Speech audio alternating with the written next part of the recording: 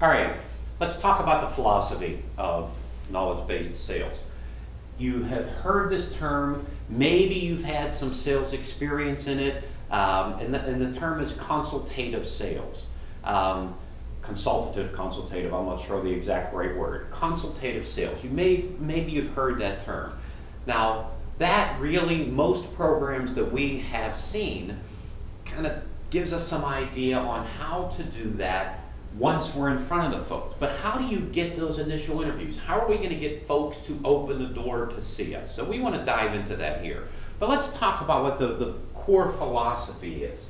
And that is that you are an information source. You have years of experience, you have access to tremendous amounts of information and knowledge, and you understand people's businesses and their business challenges. So we are going to teach you a way to leverage the fact that you know these solutions. We're going to teach you a way to get people to believe that you know what you know before you've ever met them. You know, most times you have to meet somebody and then they determine whether you're really worth continuing to work with. We're going to actually show you ways to connect with folks before they've actually met you and want to be able to see you. The next thing is, one of the keys, it's one of the keys of you joining here, it's one of the keys of the network. It was one of the things we asked you to consider and think about before even becoming a member, and that is a belief in the abundance mentality. There is certainly enough out there for all of us, everybody in the marketplace. There are so many organizations that need our mind share, but it's not just that. It's just not a belief in the abundance mentality amongst the network. It's also a belief in the abundance mentality in our accounts.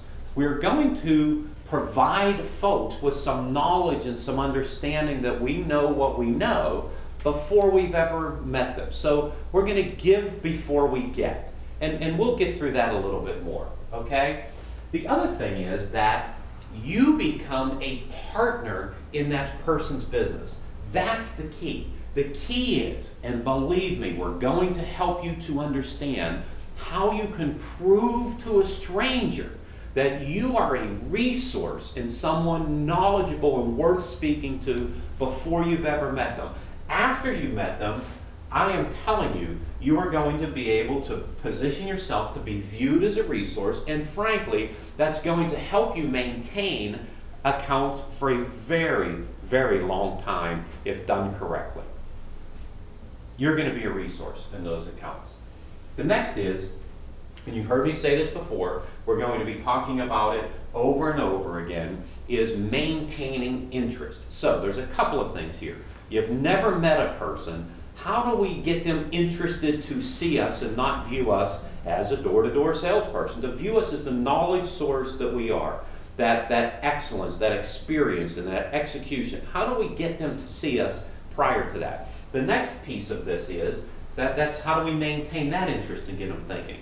How do we maintain interest after we've met somebody and don't quite have the solution or they're not quite ready to get started yet? How do we maintain that interest? And then finally, and the thing that we've talked about all over on everything that we've ever discussed, is how do we maintain interest while we are working with 5, 10, 15, 20 clients, because we can't be in 20 places at once. So how do we keep folks knowing that they're top of our mind while we are in a different client? All right? And I think the critical element of this, and you're going to see, is we're going to give you ways that we are stewards of our clients' businesses, and we are able to bring back to them information that they find useful, even if this is client A and we're in client B. That is the critical part of balancing several different clients at once. Finally, it's all about them. We're going to look at knowledge-based sales and understand that no one cares what we know, or cares what our resume is, or cares what our education is, or cares about some intellectual or analytical piece of information we have. What they really care about is how all of that can be applied to help them.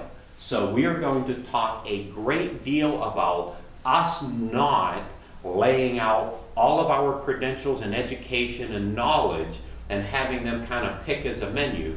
We're going to be talking about how do we understand their issues so we can apply all of those skills that we have to their solution. That's the philosophy of knowledge-based sales.